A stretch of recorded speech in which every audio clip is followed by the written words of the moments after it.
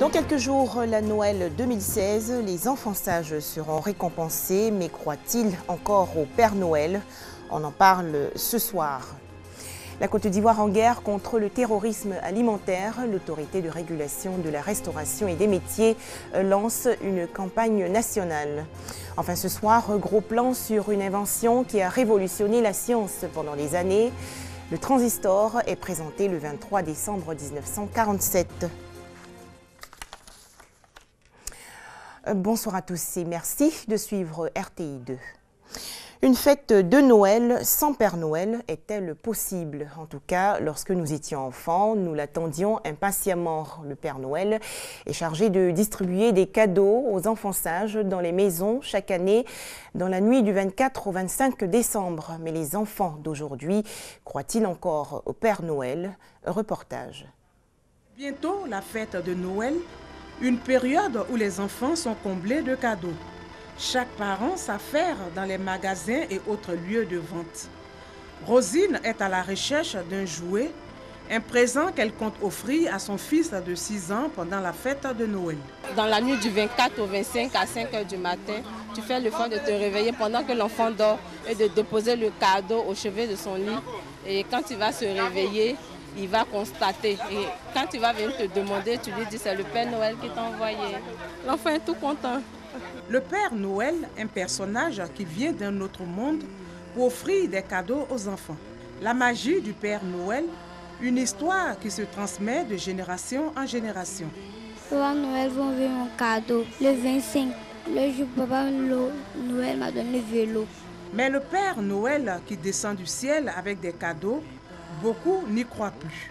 Les enfants d'aujourd'hui, c'est les enfants des NTIC, donc ils savent déjà que le Père Noël n'existe pas et tout ça.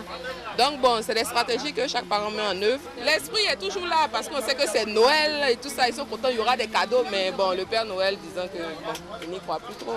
Nos enfants savent que c'est nous qui nous débrouillons et nous leur apportons quelque chose. Maintenant, à la manifestation, on remet cela au Père Noël pour juste égayer les enfants. Noël est une fête de famille. Toute la famille se retrouve. Et petit à petit, à l'intérieur de la famille, l'enfant a pris beaucoup d'importance. Toutes les croyances qui entouraient le Père Noël, c'est ce que vous avez appelé la magie, bon, s'estompe. Mais cela, c'est bien, les facteurs, on le connaît. Et les connaissances se sont beaucoup accélérées. Et puis, bon, surtout leur diffusion, leur diffusion large, donc plus ou moins on est au courant. Il n'y a que vraiment quelques enfants qui croient encore que le Père Noël est descendu avec leurs cadeaux. Certains parents préfèrent venir avec leurs enfants pour leur donner la possibilité de faire le choix de leurs cadeaux. Je suis venu pour acheter un petit cadeau pour mon fils, comme c'est la fête de Noël. Les enfants sont l'honneur et puis chercher à prendre ce qu'il lui-même veut. À quelques jours de la célébration de la fête de Noël, les magasins de cadeaux ne désemplissent pas. Chacun veut donner un peu de sourire à sa progéniture. Les jouets, il y en a à profusion sur le marché et de tout genre. Mais quel type de cadeaux offrir? Il va de soi que donner tout ce qui est armes aux enfants n'est pas recommandé parce que déjà on voit trop de violence sur les médias. Voyez-vous? Alors faut-il accentuer ça chez l'enfant? Parce que là, il imite. Ce qui est conseillé, c'est vraiment les jeux éducatifs. Mais il y a aussi les jeux de société qui fait que l'enfant ne joue pas seul. Avec une voiture, avec un vélo, je peux passer de temps en temps. Les jeux qui m'obligent à aller vers l'autre, ça permet déjà à l'enfant de s'habituer, ça le socialise en quelque sorte, ça l'habitue à vivre avec les autres. Faire plaisir, d'accord, mais il faut savoir faire le bon choix. Le Père Noël descendra bientôt les mains chargées pour combler les enfants de cadeaux. C'est la magie de Noël et cela procure du bonheur aux enfants et aux parents. Voilà des précisions de Grâce Kando. Fête de fin d'année rime souvent avec calories. On mange à l'excès, mais savons-nous véritablement ce que nous mangeons? L'autorité de régulation de la restauration et des métiers veille en tout cas au grain. Cette structure a lancé récemment une campagne nationale de lutte contre le terrorisme alimentaire. Objectif, mettre fin à toute importation massive des produits impropres à la consommation. Herman Niamia. Fini les campagnes de sensibilisation, place désormais à l'action et à la répression. Ainsi en a décidé l'ARMA, l'autorité de régulation de la restauration et des métiers de l'alimentation, après environ 6 ans de campagne de lutte contre les boissons frélatées et l'insécurité alimentaire. Elle vient de lancer une campagne nationale de lutte contre le terrorisme alimentaire.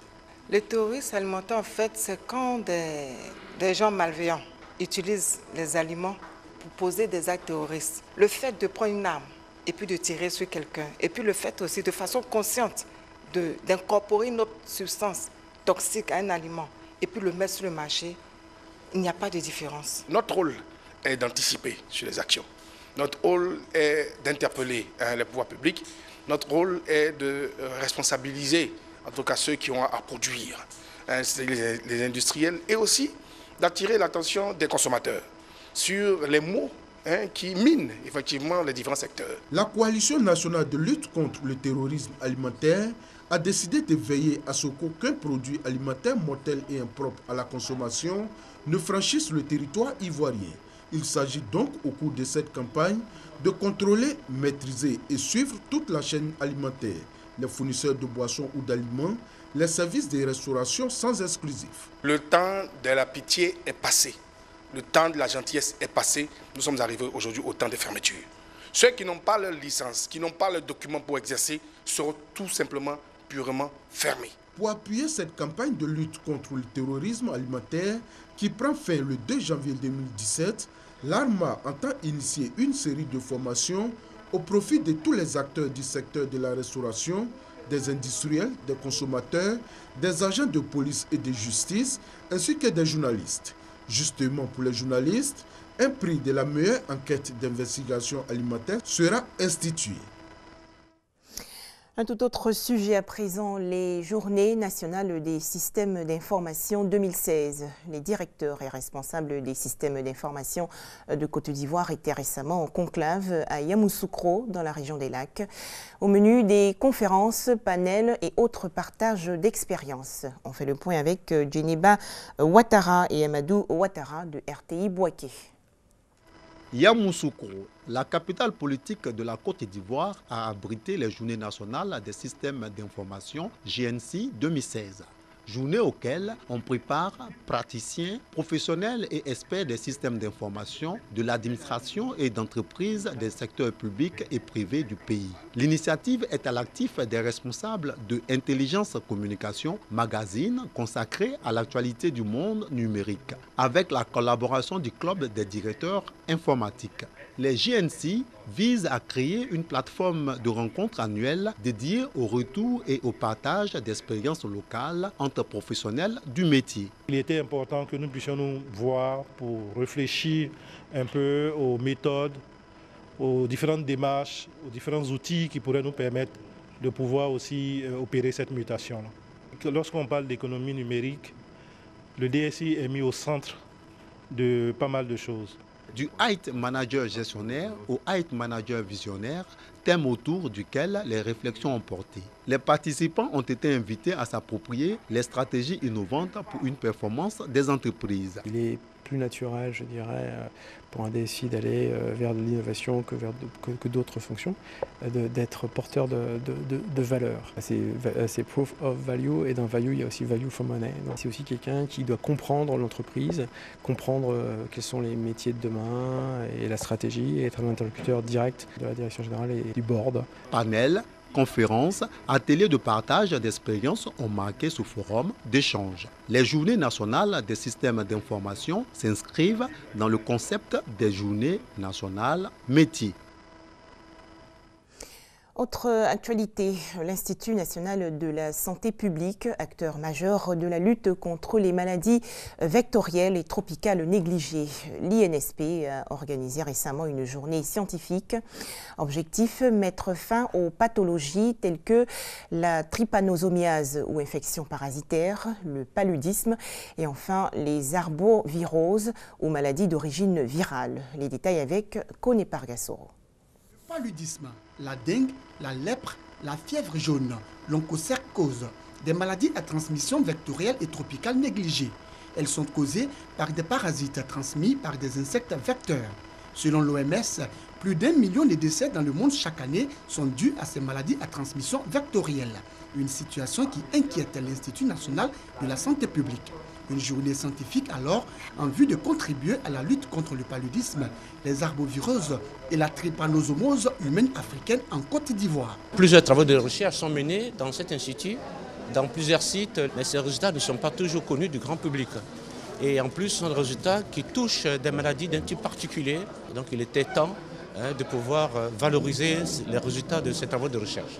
À l'issue de cette journée scientifique, partenaires techniques et financiers, étudiants, enseignants, chercheurs et chercheurs se disent satisfaits. De plus en plus, ces maladies-là refont surface. Donc, je crois que cette initiative-là est l'occasion où on présente les résultats pour attirer l'attention des décideurs, pour dire que bon, ces maladies-là, certes, elles sont négligées, mais elles tuent à petit feu. C'est une bonne initiative pour l'Institut national de santé publique d'organiser une journée scientifique par rapport à un groupe de recherche. Ça permet de faire vraiment connaître les travaux qui sont menés ici à l'Institut et hors de l'Institut. Les maladies à transmission vectorielle et tropicale négligées selon l'OMS touchent les populations les plus pauvres des pays d'Afrique, d'Asie, d'Amérique latine et des États insulaires du Pacifique où l'accès aux soins de santé est inexistant ou limité.